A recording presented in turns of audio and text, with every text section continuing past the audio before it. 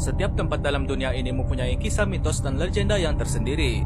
Ini termasuk kepercayaan terhadap dewa-dewi, hantu syaitan dan semangat yang menghantui lokasi tertentu. Tidak terkecuali juga tandas. Terdapat pelbagai jenis makhluk mitos yang dipercayai menjadi penghuni ruang kecil dalam rumah bernama tandas. Pertama, Akaname. Akaname ialah makhluk mitos dari Jepun, bermaksud penjilat kotoran. Makhluk ini ditulis dalam catatan Toriyama sekian pada tahun 1776. Dikatakan penampilan makhluk ini bertubuh kecil dan berkaki seperti katak. Ia juga mempunyai lidah yang panjang dan beracun. Sesuai dengan namanya, makhluk ini akan menyelinap masuk ke dalam tandas pada waktu malam, kemudian menjilat kekotoran yang ada di dalam tandas. Sekiranya tandas ditinggalkan dalam keadaan kotor dan menjadi bersih pada kemudian hari, dipercayai Akaname telah melakukan kerjanya.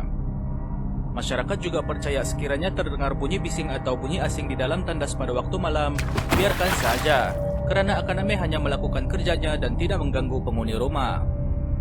Kedua, Akamanto. Akamanto juga makhluk mitos dari Jepun yang bermaksud jubah merah. Ia juga dikenali dengan nama Akai Kame Oi Kame, yaitu bermaksud kertas merah kertas biru. Makhluk mitos ini menghantui tandas awam atau tandas sekolah, terutamanya tandas perempuan. Makhluk ini juga boleh diseru oleh orang yang menggunakan tandas awam yang paling ujung. Dikatakan, makhluk ini pada asalnya seorang lelaki yang sangat kacak. Dia meninggal dunia di dalam tandas semasa menyembunyikan dirinya daripada peminatnya. Selepas kematiannya, dia kembali menghantui tandas-tandas sekolah dan menjanjikan kematian yang brutal kepada sesiapa yang gagal menjawab soalannya. Makhluk ini akan bertanya kepada orang yang dijumpai di dalam tandas satu soalan. Soalan itu berbunyi, kertas merah atau kertas biru? Akai Kame Oi Kame. Sekiranya menjawab kertas merah, mangsa akan dicederakan sehingga tubuh mangsa tenggelam dalam darah. Sekiranya menjawab kertas biru, mangsa akan dicekik sehingga membiru dan mati. Satu versi jawaban lain ialah kertas kuning, dan mangsa akan diselamkan ke dalam mangkuk tandas sehingga mati. Kalau mangsa memilih warna lain selain dari merah dan biru, lantai akan meretak dan muncul tangan-tangan yang akan menarik mangsa ke bawah tanah. Dikatakan jawaban yang selamat ialah tidak mahu kertas dan makhluk ini akan melepaskan mangsanya. Namun mangsa akan terperangkap di dalam tandas karena tidak menjumpai pintu keluar.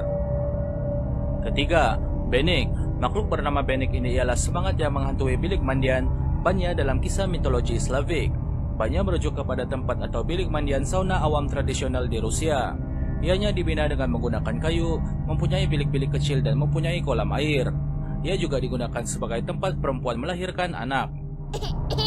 Dikatakan, orang tidak akan menggunakan bilik ketiga dalam Banya karena dihaskan untuk Benik. Makhluk ini juga boleh memanggil hantu dan semangat lain untuk mandi dengannya. Dilarang menggantung ikon terkait agama di dalam Banya seperti lukisan atau potret. Orang yang masuk ke dalam Banya juga dilarang untuk membawa salib. Ini karena boleh mengganggu tetamu Benik, semangat atau hantu yang dijemput oleh Benik, dan menyebabkan Benik marah. Sekiranya berlaku, ada kemungkinan Benik akan mencurahkan air panas atau mencekik sehingga mati orang tersebut. Benik juga boleh menyerang manusia dengan kukunya yang tajam. Tidak digalakkan untuk menggunakan Banya bersendirian karena takut gangguan Benik. Bayi yang baru dilahirkan juga boleh diculik oleh Benik sekiranya tidak berwaspada. Keempat, Belphego. Dalam mitologi Kristen, iblis Belphego digambarkan sebagai iblis berjanggut bertanduk dengan kuku tajam dan mulut yang selalu terbuka. Namun ia juga boleh menyerupai seorang perempuan yang cantik. Makhluk ini dipercayai sangat malas dan hanya duduk sendirian di dalam tandas dan memakan najis manusia. Akan tetapi, makhluk ini juga mempunyai tugas untuk menggoda manusia.